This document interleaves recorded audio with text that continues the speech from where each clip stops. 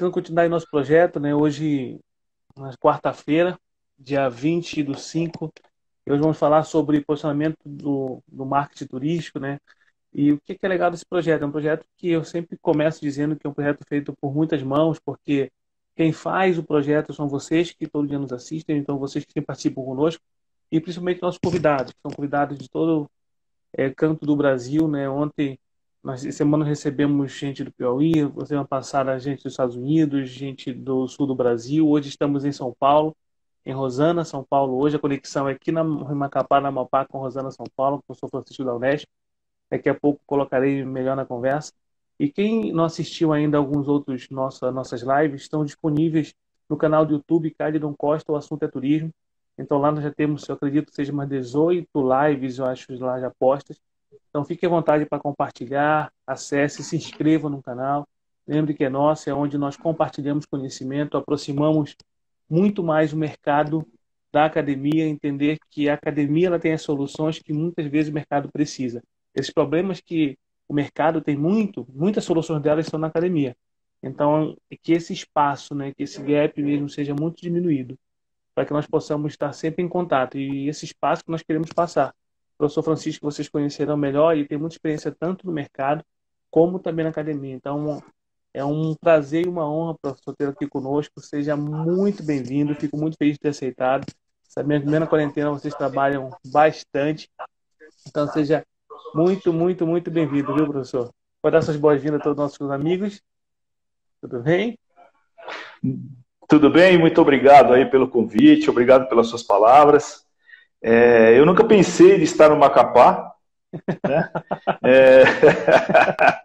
É um prazer imenso, e fico feliz de poder colocar a minha experiência e falar algumas coisas a respeito da minha tese, da minha vida acadêmica e minha vida profissional dentro da atividade turística. Foi muito interessante. Muito obrigado. E saúdo a todos, uma boa noite. Espero que nós tenhamos um fim de tarde, aí, um começo de noite bastante agradável. Muito. Professor, eu sou muito suspeito em falar de você, né, que tem uma grande amizade. Nós fomos colegas do doutorado, esses 4 anos de muito aprendizado, e eu acredito que é muito importante dentro de uma academia esse compartilhamento de informações, onde você cresce muito aprendendo com o colega, com os trabalhos dos colegas. É um aprendizado mútuo e onde você cresce bastante. E eu tenho um testemunho, antes de começar a falar aqui do professor, quem é, na verdade, o professor, e seu currículo, que é lindo e maravilhoso. Eu sempre comento aqui as dificuldades que às vezes nós temos para chegar a alguns lugares, né? As pessoas querem muito sucesso, mas às vezes não querem pagar o preço para ter esse sucesso. O professor Francisco, o doutorado dele, eu digo assim, ele não é só um guerreiro para conseguir fazer o que ele fez. Depois ele vai contar para você, não tão uns detalhes, eu quero que ele comece contando depois esses detalhes como é. Ele passava, digamos, a noite viajando, chegava para assistir a aula, e quando terminava já ia novamente, passava a noite viajando. Só que assim, não ia para a cidade dele direto, ele ia para outra cidade, pegava um ônibus, depois de para a cidade, pegava o carro para ir para a cidade que ele de fato mora. Então vocês, sabe, é um sacrifício que você fica... Por quê, né? Já era professor da Unesp, já estava concursado, por que tanto sacrifício às vezes a gente pensa? Aí a questão do conhecimento também, de ser tão importante isso, desse compartilhar, desse querer aprender, desse querer buscar. Então, por isso que é muito mais gratificante para nós, professor, ter aqui conosco hoje, porque nessa é uma experiência relacionada a um conhecimento científico ou técnico, mas é um conhecimento que foi buscado em todo o processo de carreira, é um conhecimento muito de vida. Então, quem não conhece o professor Francisco, gente, ele está cursando agora o pós-doutorado, né, pela PUC, ele é doutor em turismo e hotelaria pela Univale, ele é mestre em educação pela UniOeste, ele é especialista em marketing pela ISPM, especialista em planejamento e gestão municipal pela Universidade Estadual Paulista, lá da Unesp. Hoje ele é professor da Unesp, é vice-coordenador do curso de turismo e vice-coordenador da Universidade Aberta da Terceira Idade, UNAD. Claro que eu esqueci algumas coisas, né, professor, que você vai contar agora. E antes de começar, eu sempre peço que os nossos convidados contem um pouco de si, né, assim, em relação à sua experiência, professor, para entender como é que chega no turismo, né? Entender essa trajetória, como é que hoje se torna professor numa universidade tão conceituada, também relacionada ao turismo, que é a Unesp. Então, conte para a gente um pouco da nossa história, professor. Pode ser? Pode contar para a gente? Por favor. Será um prazer muito grande. A minha história, eu considero ela uma história rica pela diversidade da qual a vida me impôs. Na primeira recessão, 1982, a primeira depois dos anos 70, eu trabalhava numa siderúrgica e eu era auxiliar de contabilidade, tinha um salário razoável, trabalhava segunda a sexta, mas eu não era feliz. E com aquela recessão, aquele momento de greve, nós tínhamos que trabalhar um dia 4 horas, outro dia 4 horas, aí folgava um dia para diminuir salário, enfim, aquela confusão. E chegou um dia de janeiro que estava uma manhã muito ensolarada. Eu morava no Horto Florestal, em São Paulo, eu sou paulistano, apesar de ter rodado praticamente o Brasil inteiro. E quando eu cheguei no serviço, no centro de São Paulo, eu vi que aquilo não era mais para mim, já não dava mais, eu já não tinha mais prazer de fazer o que eu fazia. Estava fazendo apenas tão somente por dinheiro, pelo salário. E eu cheguei e pedi as contas do trabalho, pedi para sair. O meu chefe achou que eu estava ficando maluco. E eu saí sem ter nada adiante. E eu tinha um amigo que fazia água de São Pedro. E ele falou para mim, vamos fazer água de São Pedro e tal. Nesse interim, eu fui fazer bico, né? Como todo jovem, né? Fui tentar sobreviver, fazer bico. E entrei para fazer bico num buffet grande de São Paulo e acabou o pessoal achando que eu tinha algum tipo de talento e eu acabei indo para a Água de São Pedro. Quando chegou em Água de São Pedro, eu fiz o curso de qualificação 1, que era garçom, e depois você tinha uma especialização ou de barman ou de maître. E eu fiz o curso, gostei, e a vida me encaminhou para o seguinte. Haviam 2 pessoas que estavam em treinamento lá para implantar o Hotel Escola Barreira Roxa em Natal. E eles gostaram da maneira como eu trabalhava e me convidaram para... Só não lhe cortando, professor, desculpe. Só explique o que é Água de São Pedro, para quem às vezes o colega está entrando, o que é a Água de São Pedro. Ah, tá. Por favor. Tá. Água de São Pedro é a melhor escola da América Latina de hotelaria, né? É mantida pelo Senac, fica no interior de São Paulo, fica a 80 quilômetros de Piracicaba, uma cidade bastante pequena, que vive 100% do turismo. Então, era um cassino, e no governo do Dutra, fechou o cassino e o Senac acabou pegando o hotel como sendo um hotel para preparação de mão de obra. E eu acabei indo para lá em 83. E depois que esse pessoal foi para Natal, implantar o Hotel Escola Barreira Roxa, que está lá até hoje, eles me convidaram para ajudá-los na implantação por 6 meses. E eu acabei ficando 10 anos. Fiz faculdade lá, trabalhei no cerimonial do Palácio do Governo, com 2 governadores diretamente. E depois eu acabei voltando para São Paulo, porque eu vi que, sendo funcionário público, para mim ia se tornar difícil a minha vida, porque eu queria evoluir. Vim para São Paulo e fui gerente do Bourbon, para resumir, né? Fui gerente do Bourbon São Paulo, gerente de alimentos e bebidas. Depois eu fui gerente do Meliá, o Sol Meliá, na Rua Guararapes, e dava uma força no Meliá, o Grandão, né, em São Paulo, que é uma rede espanhola, uma das grandes redes de hotelaria do mundo. E, a partir daí, eu comecei a ter um reconhecimento como gerente de alimentação. Fui gerente de eventos do Jockey Club de São Paulo. Foi uma experiência fantástica. Sinto saudades até hoje, apesar de sofrer bastante. E olha como as coisas são. Eu fui numa equipe hotel e encontrei um gerente que tinha trabalhado comigo no Bourbon, Abdo Fará. E ele me convidou para fazer a implantação do Hotel Mabu, de Foz do Iguaçu, que é um dos grandes resorts brasileiros, né? E eu fui para o Mabu e fiquei lá 2 anos, né? Me casei lá, tudo. E acabei entrando de vez na vida do turismo e na hotelaria. E depois eu vim para o Spa Santana, fui convidado para gerenciar o Hotel Spa Santana, que era o melhor spa do Brasil na época. Só mexia com classe AA, né, o pessoal de muito poder aquisitivo. E fui convidado para dar aula na Unisa, dei aula na Unisa, já dava aula no Hotel Escola em Natal, E a partir daí eu criei minha carreira acadêmica, fui aceito, né, mandei um currículo para o Oeste em Presidente Prudente para o curso de turismo, me contrataram, eu fui embora para Presidente Prudente, e depois eu fui dar aula ainda em Andradina, dava aula em Andradina e dava aula em Presidente Prudente.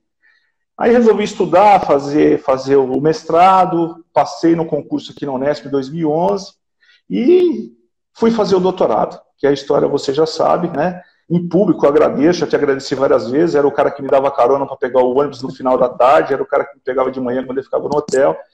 E estamos aqui na Unesp aqui de Rosana, uma instituição extremamente bem conceituada, é uma instituição que nos dá a garantia de trabalho e a gente tenta colocar o nosso conhecimento e contribuir para a aprendizagem dos alunos e principalmente para o desenvolvimento do turismo brasileiro. E o ano passado eu concorri a uma vaga no pós-doc em administração na PUC de São Paulo e fui aceito com o professor Alexandre Luiz As Casas, né, que é um dos maiores, se não o maior, né, entendido, escritor em marketing no Brasil. E com esse momento que nós estamos passando, infelizmente eu não pude começar ainda em termos de contato com ele, falo com ele por WhatsApp, mas já estou escrevendo algumas coisas para a gente começar a trabalhar. E fui agraciado com o convite de participar com vocês hoje dessa live, falando da coisa que eu mais gosto nessa vida, que é a área de turismo, e principalmente a área de marketing, posicionamento. Infelizmente, num momento bastante complicado para o Brasil e para o mundo, mas nós vamos vencer, nós vamos passar por essa, tenho certeza absoluta disso. Vamos sim, professor, vamos sim. Muita esperança, muita fé, vamos sim. Professor, primeiro, é uma satisfação nossa em ter uma pessoa como o senhor aqui, como você, que está relacionada à sua carreira, então, tão diversa, mas eu digo assim, é uma pluralidade que faz parte muito do turismo.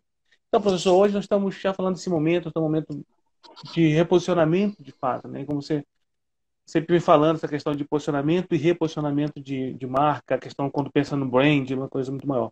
Então, hoje o assunto nosso é sobre posicionamento de marketing no turismo. Como é que o senhor vê isso? Como é que tu vê isso, Francisco, hoje está vendo esse cenário? Como é que tu está vendo esse posicionamento? Como era antes? Não sei se tu quer contextualizar primeiro ou tu quer apresentar. Fique muito à vontade, professor, para fazer esse preâmbulo todo relacionado a esse tema. Pode ficar à vontade. Olha,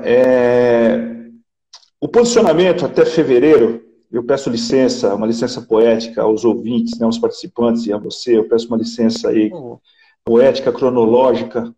Até fevereiro nós tínhamos um mundo aqui no Brasil, né? Nós tínhamos uma forma de agir, uma forma de trabalhar, uma forma de fazer e principalmente uma forma de observar as instituições brasileiras e principalmente as empresas turísticas.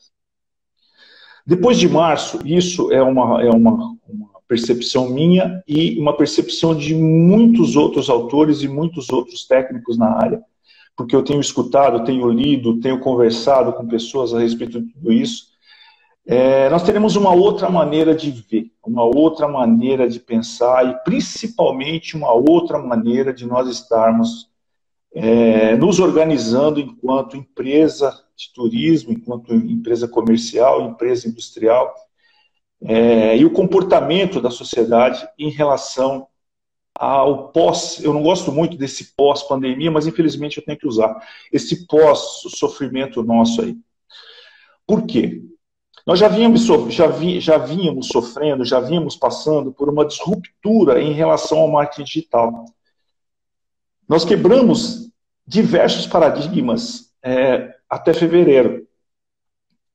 Depois de fevereiro, nós quebramos ainda mais esses paradigmas. As coisas, infelizmente ou felizmente, né, com essa condição aí, mudaram totalmente de figura, né?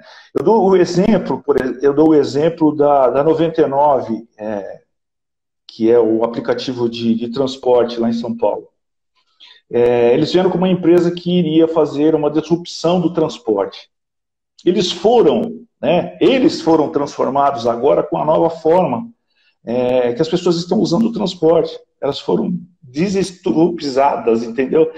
Houve uma disrupção delas. Uber, Airbnb.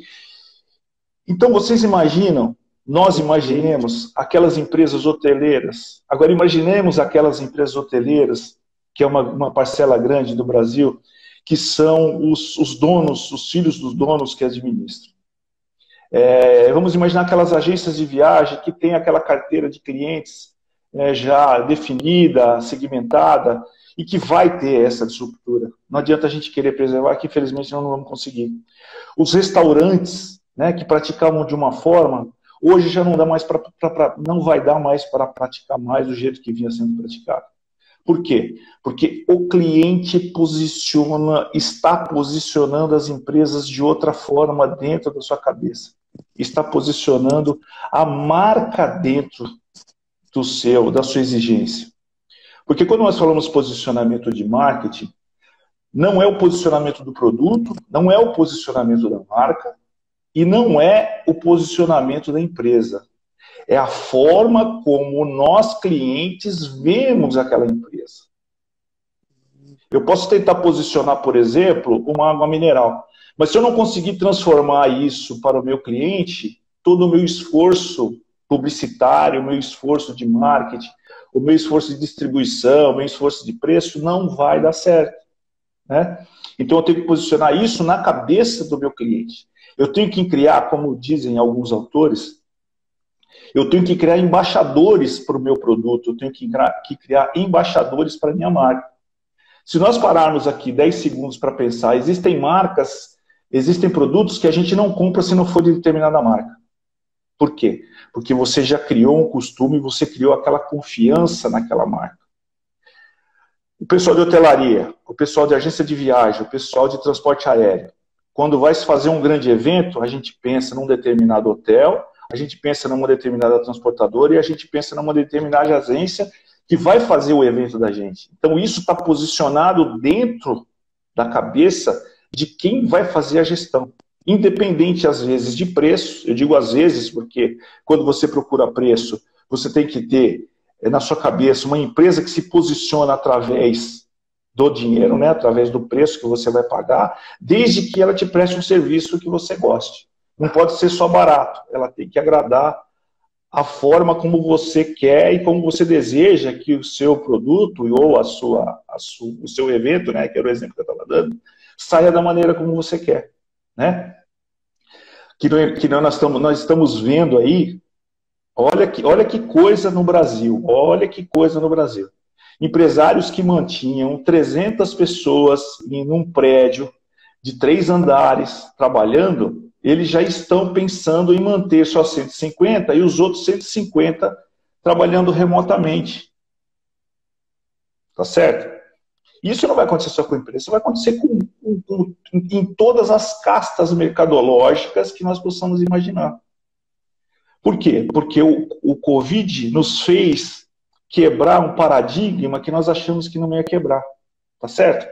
Na educação, nós usávamos os 20%, a portaria 4059 do MEC, né, que autoriza cada disciplina a trabalhar 20% de distância, nós trabalhávamos isso com uma certa restrição, só quando precisava. Agora não, agora já é 40% e agora está praticamente todo mundo trabalhando 100%.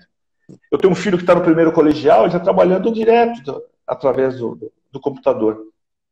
Se vai ser bom, isso eu só vou ver daqui mais um tempo, né? Por enquanto eu não consigo ver. Mas a questão do posicionamento, falando em turismo, as empresas obrigatoriamente terão que rever. Né? Quem não queria mudar, acabou mudando.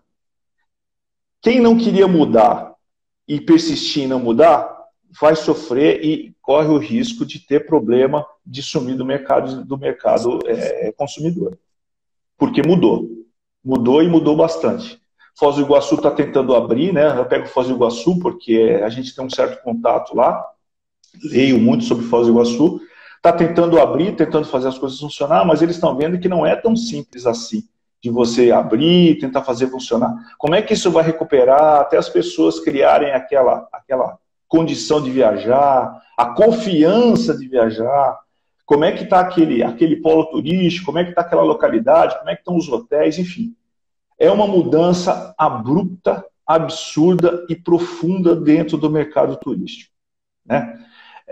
Quando nós falamos de posicionamento, eu tenho certeza que daqui mais um tempo aí, a forma, as características do posicionamento e principalmente as suas variáveis, diante de tudo isso que aconteceu, irão aparecer mais uma ou duas classes, para que as pessoas consigam classificar a forma como isso aconteceu e de que maneira isso vai persistir dentro do mercado turístico, né?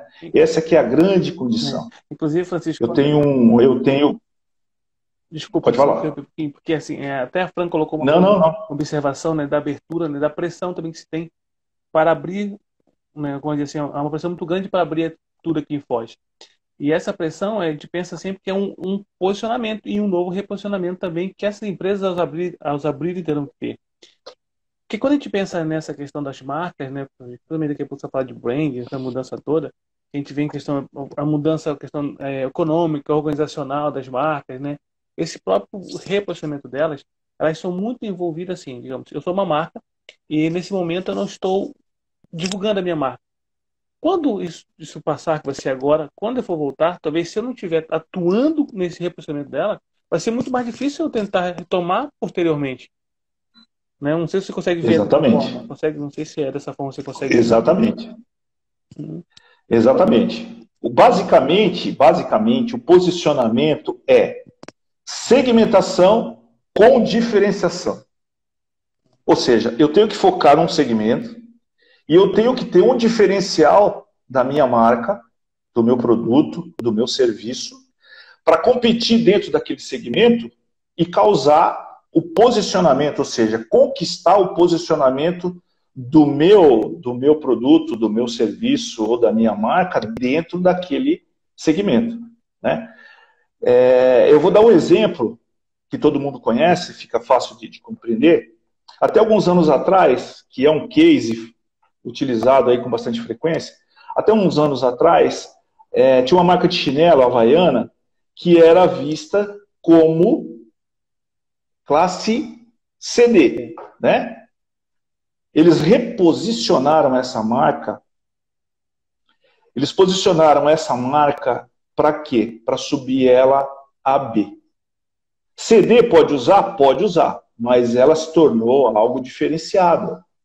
É exatamente isso que nós vamos ter que ter, não. É exatamente isso que nós acreditamos, né? Eu acredito também, que nós vamos ver isso no mercado. As empresas, elas terão que se reposicionar e terão que trazer uma nova energia para a clientela, infelizmente, depois de tudo isso que nós estamos passando, né? Nós temos um exemplo dentro do nosso segmento, a TAM, com tudo que houve na TAM no passado, houve aí um descrédito, uma problemática com a marca TAM. Eles se aliaram à Latam, reposicionaram. Quando a gente fala reposicionamento, rever todos os procedimentos de marketing e de prestação de serviço da empresa. Eles se reveram a sua logomarca, eles reveram a sua forma de serviço, eles reveram a sua comunicação, eles reveram a sua prestação de serviço, a forma como você trata os seus clientes, a forma da sua aeronave, enfim. Ele simplesmente fez um reposicionamento. Ele mudou a sua identidade, mas sem agredir essa clientela. Tá certo? Então, é o que vai acontecer agora. Eu tenho um parceiro que é gerente geral de um grande hotel aí num segmento brasileiro, eu não vou citar nome, e ele me disse o seguinte, falou, ó, pelo menos 40% dos hotéis não vão voltar a funcionar depois dessa condição aí. Tinha um número desse? Por quê? Não tinha capital de giro, eram pequenos hotéis, tá certo? No Mato Grosso do Sul, não tinha capital de giro, eram pequenos hotéis, o fluxo de turistas já vinha num certo declínio. Por quê? Porque o destino turístico não teve o seu posicionamento, começou a tirar para todos os lados, recebendo estrangeiro de classe A, B, C, D, E, F, H, X, brasileiro com pacote barato, com pacote caro, ou seja, ele não teve essa possibilidade, não teve essa visão de posicionar para que você tivesse esse mercado fiel a esse destino e principalmente a esses empreendimentos. É isso que nós precisamos tomar muito cuidado, né? Porque o posicionamento, você tem ele por importância, né? Quando você fala de posicionamento, nós só compramos um produto ou serviço se tiver importância. Qual é o benefício que eu tenho disso? Senão você não consegue posicionar, né? A lucratividade. Qual é a melhor lucratividade que o meu cliente vai ter de comprar o meu hotel ou de comprar a minha agência, né? Um produto dentro da minha agência de viagem, ou uma passagem na minha empresa de ônibus, ou uma consultoria do Caildon, ou do Francisco, do Joaquim ou do Manuel, né? Isso é posicionamento. A acessibilidade. Posicionamento, você tem que ter acessibilidade. Os clientes têm que ter acessibilidade para poder comprar isso e pagar essa diferença que você prega do seu concorrente. Tá certo? Você não pode ter um produto lindo, maravilhoso, mas ninguém acha isso no mercado. Ok? Você tem que ter exclusividade. O cliente tem que se sentir aquilo com exclusividade e isso não pode ser copiado com facilidade. Senão você não posiciona. Todo mundo pode copiar tudo, então não adianta posicionamento. Aí já cai num commodity, né? Eu não tenho como me diferenciar em relação a isso, né? E eu tenho que ter um destaque, que é a diferença oferecida pela diferenciação justa. Todo mundo acha, professor Caildon, todo mundo acha, a grande parcela da população acha, que a Cacau Show vende chocolate.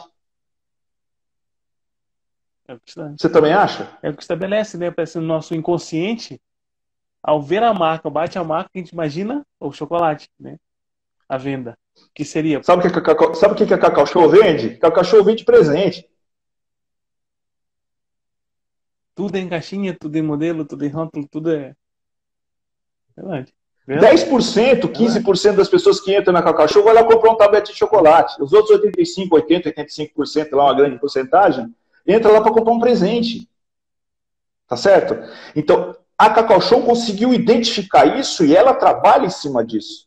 Isso é o posicionamento nu e cru. Eu coloco na cabeça do meu cliente uma determinada condição e eu atendo ele dentro dessa condição. Tá certo? Eu vou entrar agora, podemos voltar nesse assunto, mas eu vou entrar e ilustrar com a minha tese. Para vocês terem uma ideia, a minha tese foi trabalhar com os restaurantes da cidade de São Paulo que estavam no Guia Michelin. Restaurante de alta gastronomia, onde você tinha restaurante que um almoço de um casal custava R$ 1.500. Né? Trabalhei 11 restaurantes. A pesquisa mostrou o seguinte, que eu entrevistei, eu peguei através do TripAdvisor os 100 comentários de cada restaurante, em determinado espaço de tempo, todos iguais. Entrevistei os gestores e fiz uma comparação diante da literatura. Ou seja, eu criei mais ou menos um modelo para que você fizesse uma análise de posicionamento dos restaurantes de alta gastronomia, orientado pelo professor Flores, lá na Univale, Luiz Carlos Flores. Excelentemente. Também estará conosco. Ele não sabe ainda, mas ele estará conosco daqui a algumas semanas. Mas é assim que é legal, assim que é legal. Então, existiam alguns restaurantes, né, pelo menos 3, que achavam que os clientes visitavam eles porque a comida era boa. Só que a comida boa está implícito no restaurante. As pessoas visitavam esse restaurante, que é uma classe do posicionamento, que é a classe de prestação de serviço. As pessoas iam no restaurante por quê? A comida era boa, tinha lugar para estacionar, tinha manobrista, o cardápio era interessante, confortável, enfim, tudo aquilo que todo mundo deseja num restaurante. Então, isso chama-se posicionamento, tá certo?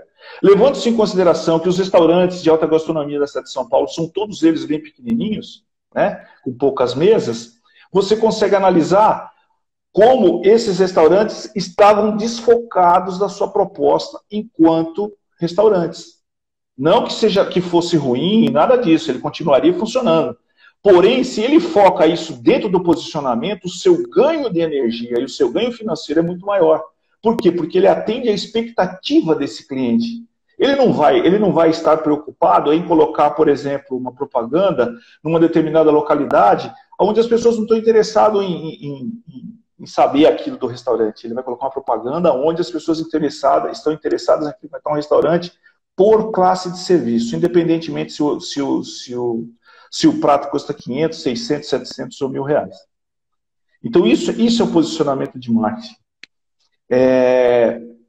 Quando eu cheguei na Univale, você sabe muito bem disso, você viu as minhas agonias, eu cheguei querendo trabalhar com branding. Só que você só consegue trabalhar com branding depois que você trabalha o posicionamento. Né? Você só vai fazer a gestão de marca depois que você posiciona essa marca. Correto?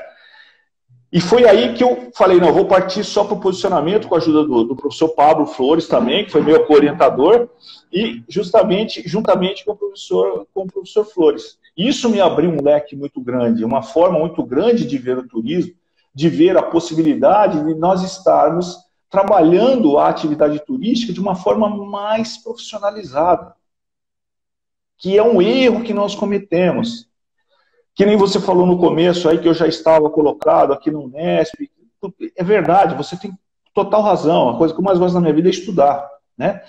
Eu estou tão incomodado com esse negócio de profissionalismo que o meu pós-doc é em cima das instâncias turísticas do Estado de São Paulo. Por quê? Porque vem dinheiro do Ministério, vem dinheiro do próprio município, né, do orçamento municipal, vem dinheiro do governo do Estado, alguns, né, não são todos, mas alguns ainda conseguem alguma coisa do exterior, e você não vê fluir o turismo nessas localidades. Por quê? Porque eles não têm essa visão de você trabalhar em cima da profissionalização do marketing. Então, eu vou fazer uma análise do marketing turístico, dessas instâncias turísticas, orientadas pelo professor Las Casas. Ele achou uma proposta super interessante. Mas mais interessante do que a proposta é o meu desejo de entender onde é que se coloca tanto dinheiro e não se faz marketing. Porque as pessoas, infelizmente, acreditam que marketing é só você colocar um outdoor, é você ir para uma feira. Não adianta absolutamente nada você ir para uma feira vender o teu destino e chega lá o pessoal não tem hotel, o pessoal não tem restaurante. Né?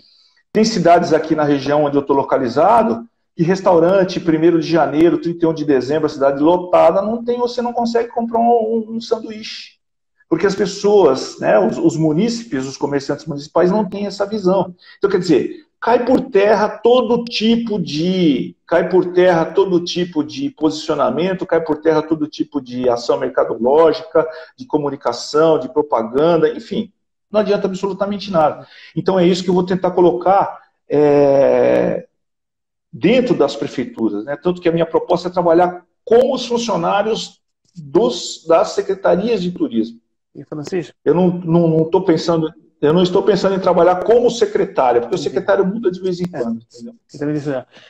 Você falou uma coisa, a questão dessa venda, né? É como se fosse o marketing, ele vende. O marketing, se a gente perguntar desde a própria etimologia da questão do mercado, né? De pensar em mercado. E mercado de uma forma muito mais ampla. Ou seja, o mercado você expõe para você vender. E você tem muitas formas de expor e muitas formas de vender. É aqui que eu digo nos marketing relacionados com São Paulo. Eu trabalhei um bom tempo no Sebrae São Paulo como consultor do próprio Sebrae. E aí eu cuidava de alguns circuitos turísticos. Eu tenho um circuito que eu acho muito emblemático, que é chamado de cidades mortas por alguns lugares, que é, na verdade, o circuito das cidades históricas, né? Que é o destino históricos que tem em São Paulo. Que é Areias, Arapeí, Bananal, né? Essas cidades que são incríveis, as cidades. Sim. Eu digo para todo mundo, se tiver chance de conhecer, conheça. São aquelas dos tropeiros, né? Aquelas vias dos tropeiros que tinha a história escravagista toda que passava por lá, grandes casarões, senzalas. Sim. E você senta, eu digo que em Bananal, você senta na praça da cidade. Se você fecha os olhos, quando você abre, parece que você voltou no século passado, uns 2, 3 séculos atrás. E aí como que se vende, né? Não foi assim, não se vende corretamente, eu digo, porque as pessoas não conhecem. Os destinos têm que ser conhecidos, mas para ser conhecido, é necessário que seja uma venda, saiba vender a forma e para quem se vende aquilo. É a questão desse reposicionamento. E aí, por que eu estou dizendo isso? Porque agora eu quero colocar também, Francisco, alguns colegas nossos aqui no nosso diálogo. E você que está aí, quem está chegando agora, né, seja muito bem-vindo. Estou conversando com o professor Francisco, falando de posicionamento de marca. Se você chegou só agora, não conseguiu pegar toda a explanação, lembra que esse vídeo estará disponível no canal do YouTube, Caridão Costa, o assunto é turismo. Não esqueçam de ir lá e se inscrever e fazer parte sempre desse nosso projeto. Então, a pessoa vem falando desse posicionamento. Se você quiser colocar algum comentário ou fazer alguma pergunta, pode ficar à vontade. Se caso eu não consiga ler todas as perguntas de vocês, tá, gente? Me desculpem, você pode mandar direto para o professor, em seu direct, inbox para ele, ou pode mandar para mim também, que eu encaminho. O importante é que vocês que fazem parte disso participem conosco, tá?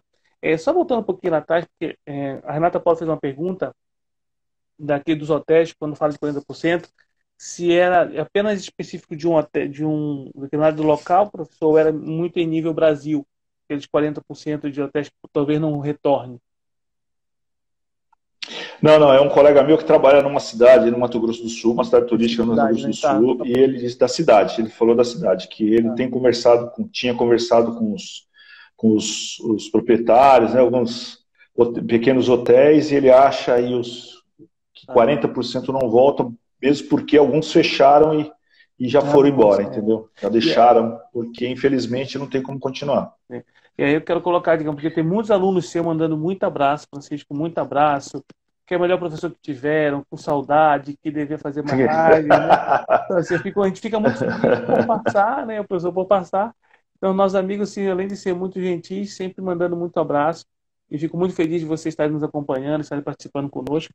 Então, professor, pensando nesse reposicionamento que você vem falando, dessas pesquisas, esses exemplos que vem dando sempre, quando você pensa nesse posicionamento hoje, nessa própria venda, de vender o marketing de uma forma diferente, vender o destino de uma forma diferente, utilizando o marketing? São questões econômicas, questões organizacionais, né? Como que isso claro que mudou demais, né? Mudou. Mas como é que o senhor consegue, por exemplo, de restaurante que você trabalhaste, na tua tese, tu conseguiu perceber isso de forma muito clara, qual o modelo deles, né? A forma de se trabalhar deles, que eles não percebiam o que se vendia. Tu consegue ver isso muito forte, professor, assim, muito forte ainda nos destinos turísticos brasileiros? Ou são casos muito mais esporádicos de algum estado? Ou é muito evidente mesmo não ter esse posicionamento, né? Essa questão de não ser tão profissionalizado? Olha, Cálidon, eu falo para você e para todos que estão me ouvindo que é muito fácil perceber isso. É muito fácil. Escreve 10 destinos turísticos num papelzinhos, joga para cima e pega um. E tenta entrar no site desse um que você pegou e ver se o site está atualizado. Tenta ver as informações que esse papelzinho com esse destino que você pegou, como é que ele está nas redes sociais. Tenta ver como é que ele trabalha as notícias, né, a gestão de crise das notícias dentro do noticiário. Coloca o destino turístico lá no Google e põe notícias lá, você vê como é que ele trabalha essa possibilidade. Esse destino turístico hoje, 20/5/2020, veja como esse destino turístico está se posicionando em relação à pandemia diante dos seus munícipes. Não existe turismo se você não trabalhar os seus munícipes da forma como tem que ser trabalhado. Aquele turismo cartolina acabou. Aquele turismo que você faz a cartolina, que você põe o papelão lá, né? Que a gente lê muito aí, tudo é bonitinho, lá no fundo não tem nada. Isso aí está fadado a acabar. Por quê? Porque as pessoas estão tendo mais clareza. As mídias sociais, as redes sociais nos deixam perceber que os gestores de turismo terão que fazer as coisas acontecer de forma como elas têm que acontecer. Esconder, colocar a poeira debaixo do tapete não vai ter mais jeito, não. Então, não é só eu, né, que consigo ver isso. Qualquer pessoa consegue perceber. Muito legal. Qualquer pessoa consegue ver. Muito legal a colocação, professor, porque inclusive isso cabe muito aqui, né? A Letícia, ela fala que os estados também estão correndo a questão dos hotéis fecharem, né? Isso é muita parte desse próprio posicionamento, de não ter se posicionado lá atrás e incorre nesse erro hoje.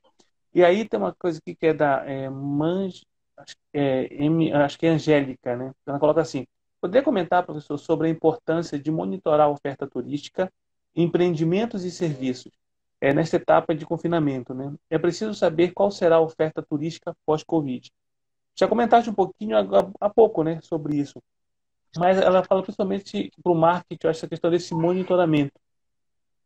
A importância dele, de fato, para esse... Então, agora é como eu falo para as pessoas, eu costumo falar isso na Unesp, por onde eu ando. Agora é meu CPF que vai falar, né? Eu respondo pelo que eu vou dizer agora. O retorno da pandemia, do pós-pandemia, vai ser difícil para todo mundo, mas para nós, turismo, vai ser mais difícil ainda. Por quê? Porque nós desestabilizamos as empresas, né? Nós não, né? A condição desestabilizou as empresas. O aquecimento do mercado local, que eu digo da região, da cidade, está desaquecido. Os transportes aéreos estão parados, teoricamente, uma grande parcela. E o que eu vejo com mais preocupação, enquanto nós brasileiros, a condição financeira, a condição econômica do país. E o turismo é uma atividade capitalista, né? Você tem que ter dinheiro para você poder viajar. Tá certo? Eu ouvi o Delfim Neto falar agora, uma hora atrás, dizendo que nós vamos ter uma queda no PIB de 5%.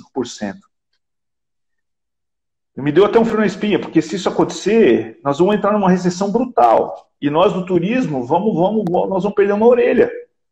Tá certo?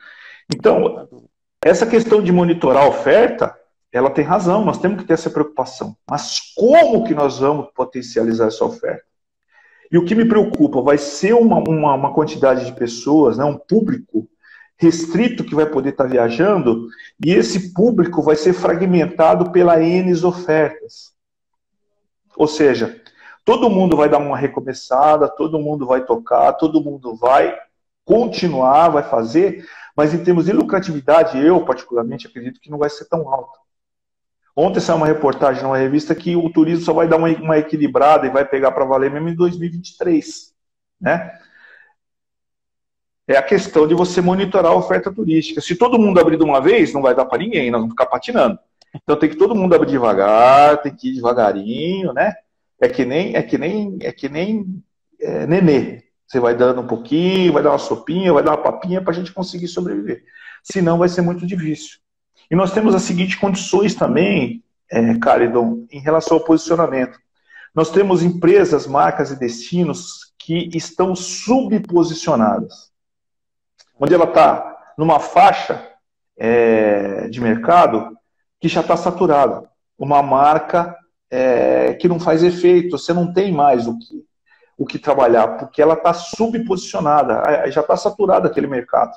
Ela vai entrar, vai ficar que nós chamamos de barracuda, né? Que é aquele peixe que fica, o tubarão come, ele vai comendo o restinho, né? Então a chance dessa empresa sumir é muito grande. Ou de superposicionamento, onde a imagem da empresa está supervalorizada. E todo mundo começa a exigir muito. E nós temos aí Varig como exemplo, nós temos essas empresas do turismo que acabam falindo porque estão supervalorizadas, elas não conseguem se manter, tá certo? E nós temos aquele posicionamento duvidoso em relação à marca. Você não sabe o que é uma coisa, o que é outra. O destino turístico é exatamente a mesma coisa. O interessante do destino é ele focar o seu segmento. Não adianta ter turismo de eventos, turismo de copa, turismo daquilo, turismo... Tudo bem, tem que ter, mas você tem que ter um carro-chefe para que as pessoas consigam ver aquele município da forma como você quer posicioná-lo. Né? É que nem salada de fruta. Né? Exatamente, tá certo? É que nem salada de fruta. Salada de fruta você come, mas você não sente o sabor de uma fruta só. Né? Turismo segmentado diretamente. Foz do Iguaçu, Brotas, São Paulo, Rio de Janeiro, Fortaleza, Natal, né? França, Paris, né? Desculpa, Paris, que você vai lá pela questão cultural. Enfim, nós temos aí uma possibilidade dos destinos turísticos de estarem fazendo isso, né? De estarem trabalhando dessa forma. Por isso que eu acho interessante a profissionalização e a visão de marketing com ganho de energia financeira daquilo que você vende, daquilo que você expõe, daquilo que você oferece.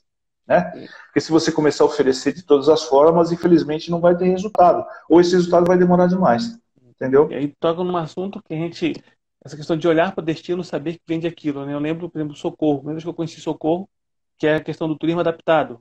Hoje é a capital do Brasil do turismo adaptado. E se você bate Socorro para o turismo, automaticamente nos remetemos a isso. Essa identidade que o marketing faz muito, né, para posicionar. Tem-se uma identidade.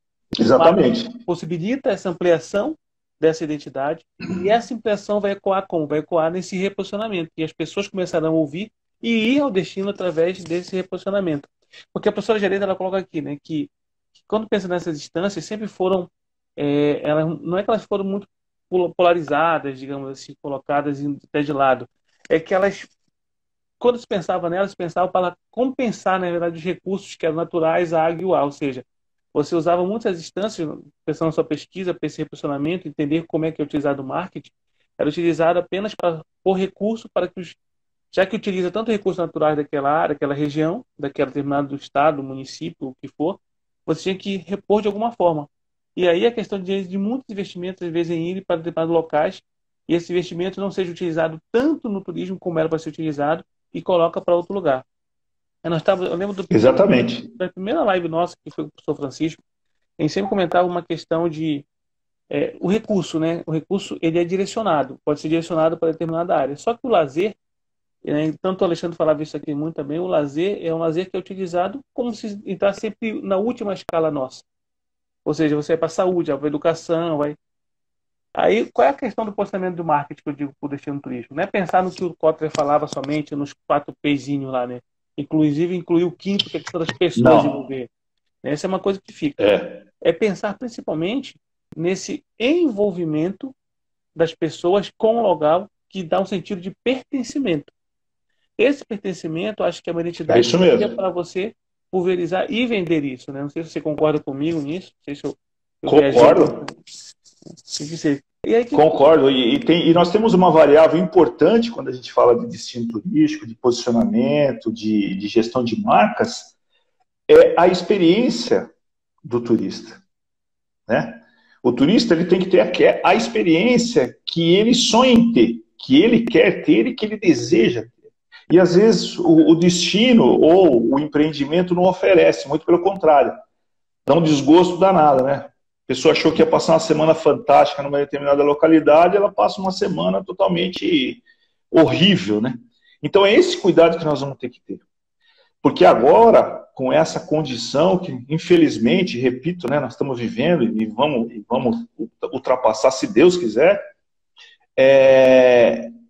quem se inovar, quem se transformar, quem tiver a disrupção tecnológica, a disrupção mercadológica, vai continuar.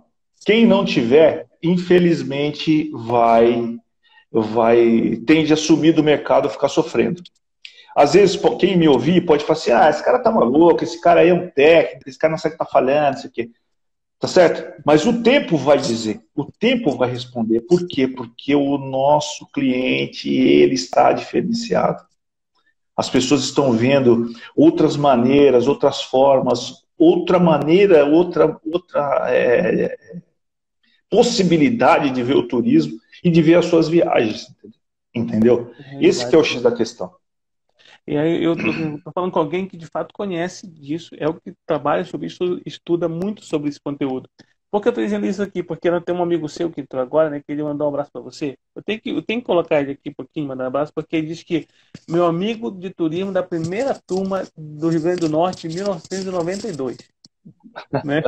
Puta, o cara também me entregou, hein? Pelo amor de Deus.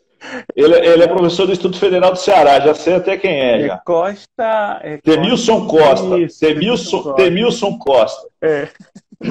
Um excelente profissional, fui coordenador de turismo do Senac de Natal. Ele é um entusiasta. Eu sou entusiasta também, mas ele ganha de mim assim, à distância.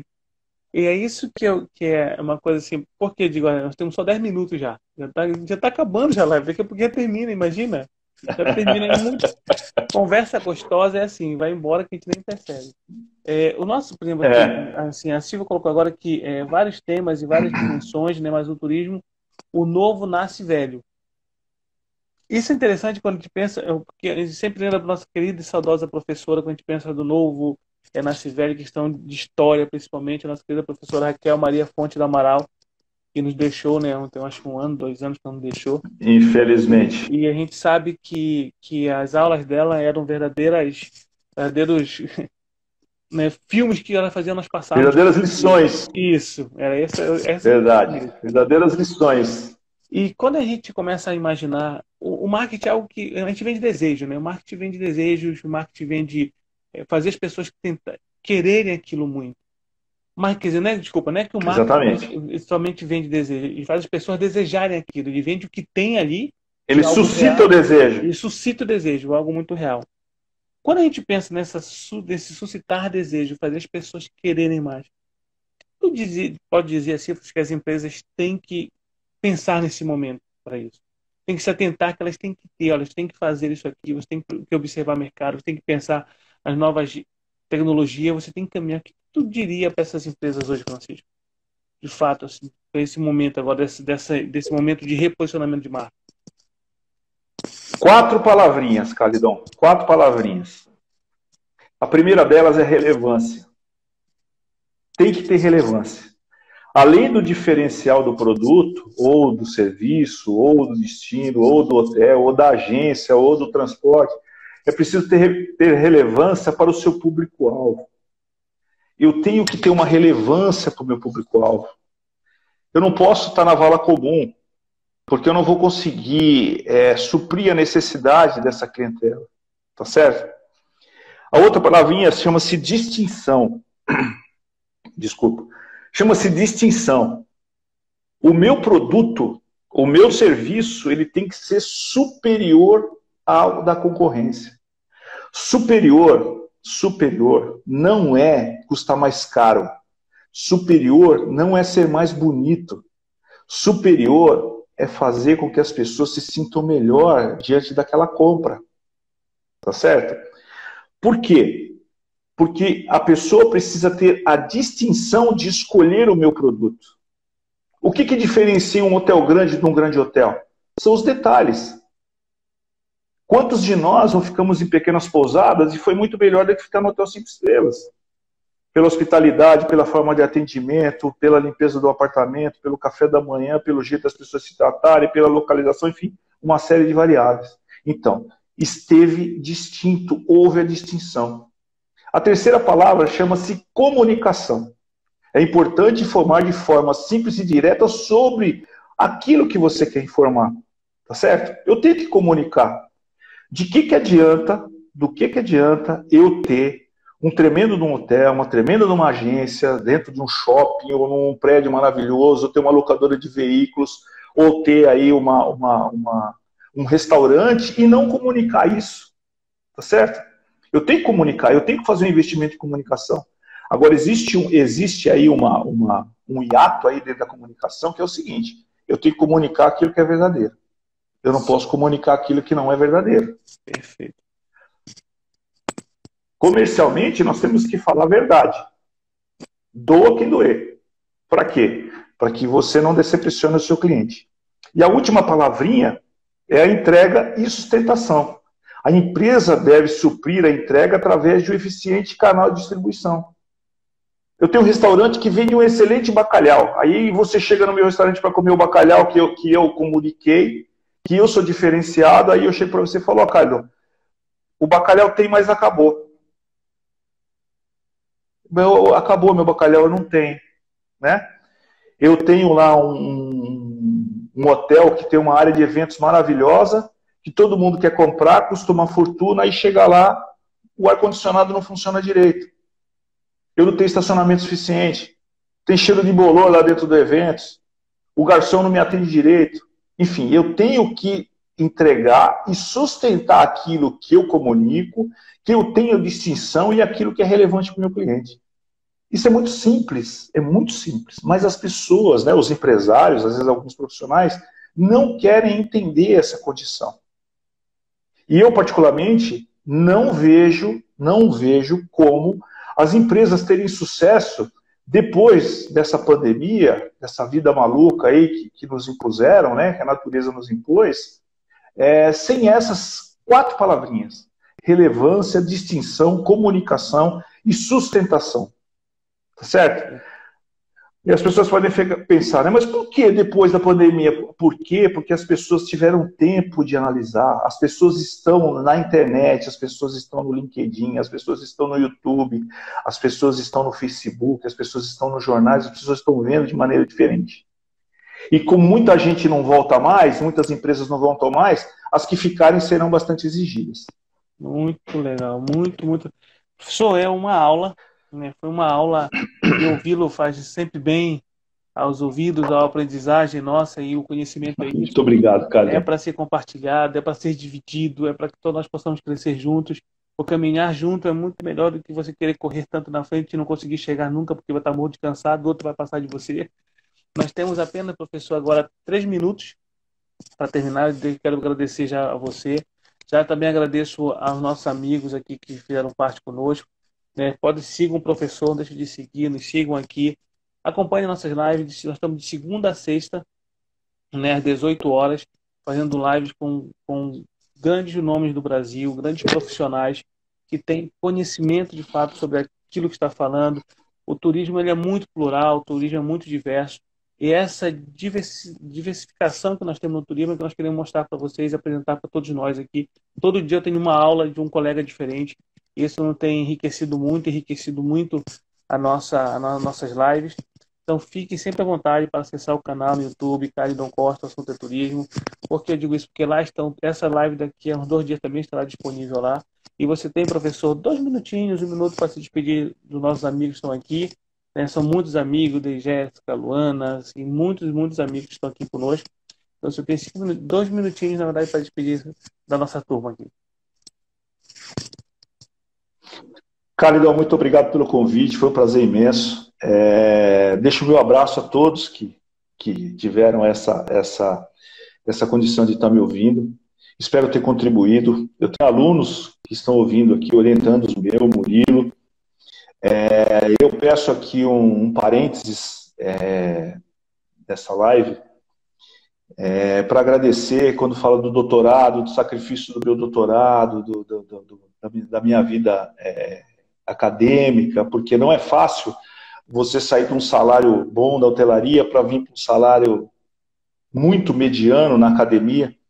Eu abro um espaço aqui para agradecer minha esposa, Giane, que foi ela que me deu essa sustentação para rodar 2.000 quilômetros, né? 1.000 até Balneário, mostrar as coisas pro Flores e depois pegar mais 1.000 de volta, né? E ela preparar minha marmita para comer no estacionamento lá de Maringá, onde eu deixava o carro. Então eu deixo um agradecimento especial a ela aqui, ao Júlio, meu filho caçula, que me entregou 4 anos da infância dele para que eu pudesse estar viajando toda semana, né? E espero recompensá-los da melhor forma possível. E nesses 4 anos, além Professor, e muito melhor do que o doutorado, me perdoe cortá-lo. foi ter conhecido esses amigos